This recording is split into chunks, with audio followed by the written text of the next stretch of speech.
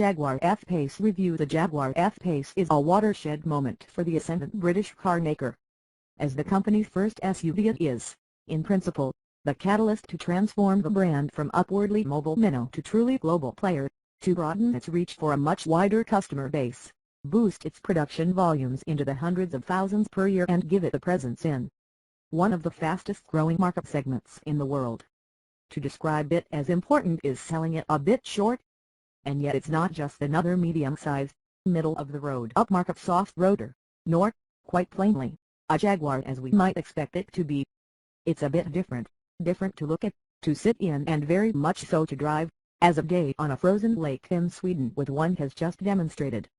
Arriving in UK showrooms this April, the F Pace, which has been for years in the making, shares its D7A platform with the XE and XF saloons.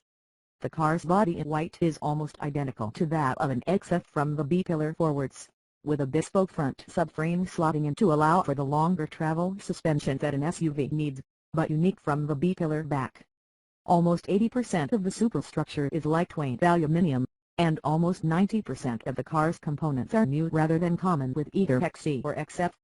Powertrain options start with a 178 Bishop 2.0-liter Ingenium diesel, manual gearbox and rear-wheel drive, ranging upwards to include automatic and four-wheel drive Ingenium options.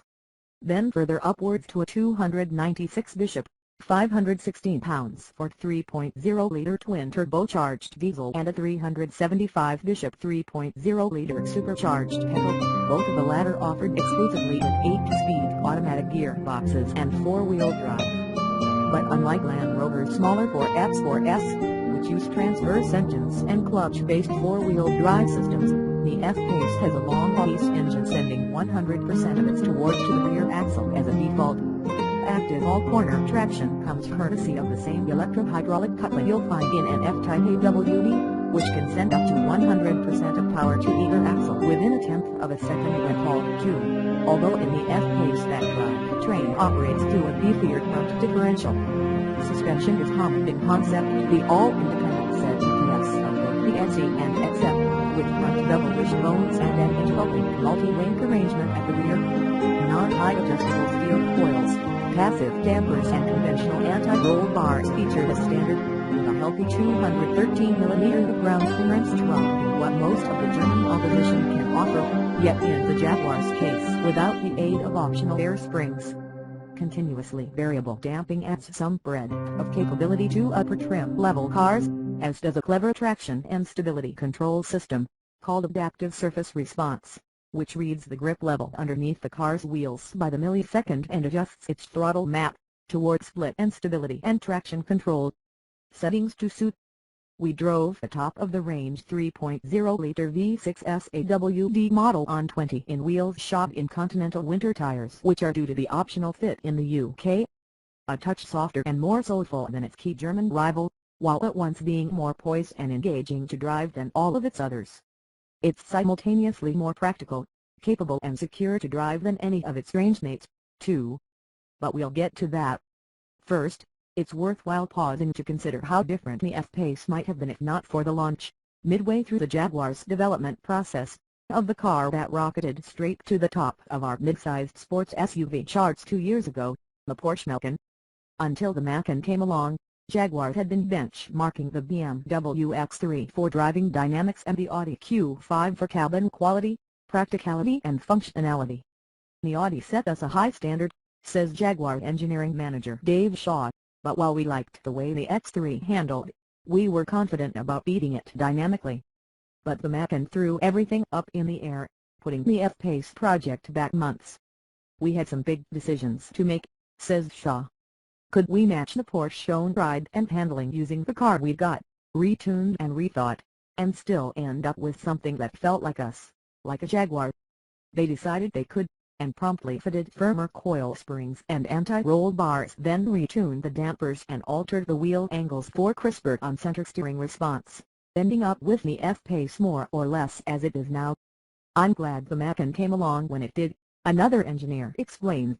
Because before that the F Pace felt like a more normal SUV to drive.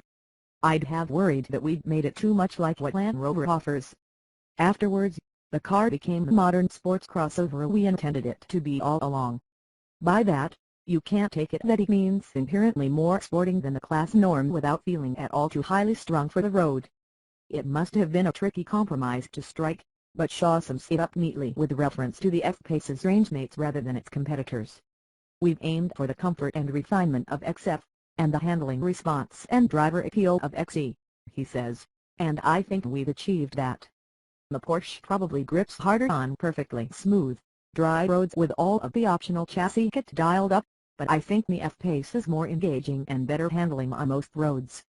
Ah, the road, not somewhere we were permitted to drive the F-Pace prototype at this juncture, with the European press drives planned for April.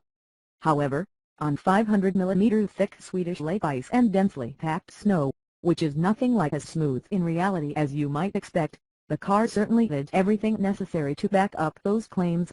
The hip point is medium-high, and pretty typical of its competitors, so getting in requires no bending or stooping.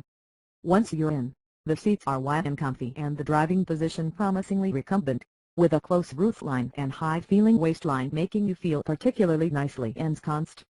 The occupant space isn't as generous as some medium-sized SUVs, but a 6'4" adult can easily find comfort in either row, while boot space is generous below the window line. The cabin looks and feels very much like that of an XF, with a few distinguishing features. Variable color LED strip lighting gives the cockpit a pleasant glow after dark.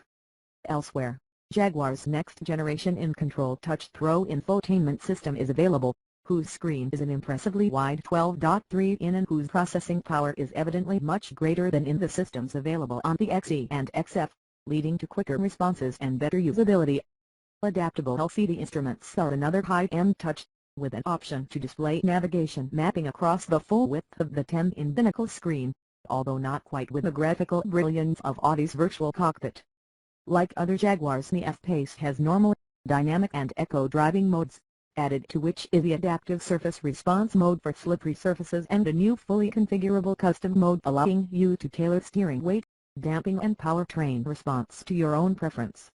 The F-Pace will be available in 4 trim levels: Prestige, R Sport, Portfolio and S, with the entry-level Prestige trim coming with 18-in alloys, a powered tailgate, heated front seats,